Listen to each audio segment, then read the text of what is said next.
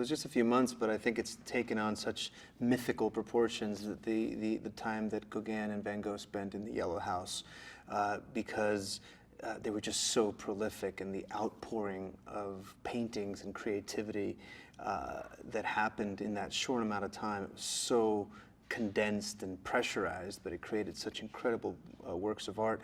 And you can just really see how they influenced each other.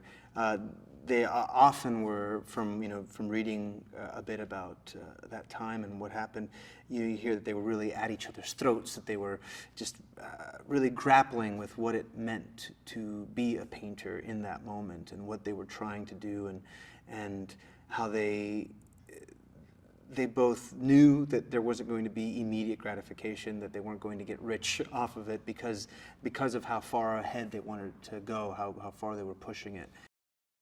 To be able to kind of play off of Willem, knowing that these guys were in the midst of creating some of their most famous pieces.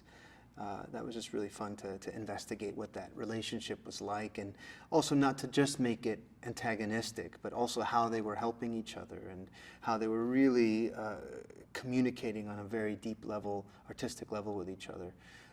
And how much they cared about each other. Paul kind of goes into it in a bit of a, he really thought a lot of himself, and was very confident, but was searching. And I think he saw someone with Van Gogh that was incredibly talented, but also just reaching and searching. And so there was that kind of, I think they both shared a bit of that misanthropic thing about, just like a distrust of humanity and a real disdain for the art scene in Paris. And so, yeah, it was just, I loved being able to also be in those places. We were at the shooting at the Arestrup, and to be able to sit there and look at exactly what Gauguin and what Van Gogh were looking at. And also seeing their paintings side by side. I mean, they were literally sitting right next to each other. And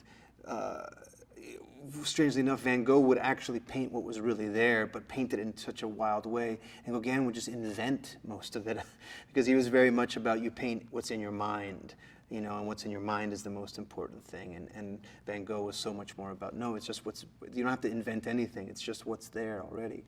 And yet, in some ways, Van Gogh seems to be more surreal because of the kinetic way that he would paint. He taught me a bit. He would show me kind of, the way to hold the brush, and what to focus on when I was at a canvas, and there's scenes when I'm drawing, and he definitely gave me some pointers here and there, which was, I think that's the other thing that's so amazing about this film, is that it really is made from the point of view of a painter, and I think it captures and expresses what it feels like to paint in a really unique way.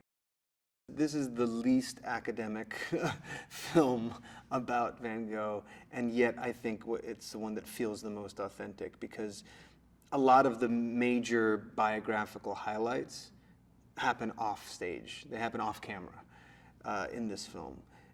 But the experience of what he was going through his life, I think it's acutely felt when you watch the movie. It really feels like you're in his shoes, going through this period, through this mixture of a creative explosion and also a personal implosion. His life is just kind of falling apart, and his mental state is deteriorating, but at the same time, he's making some of the most beautiful works of art that the world's ever seen.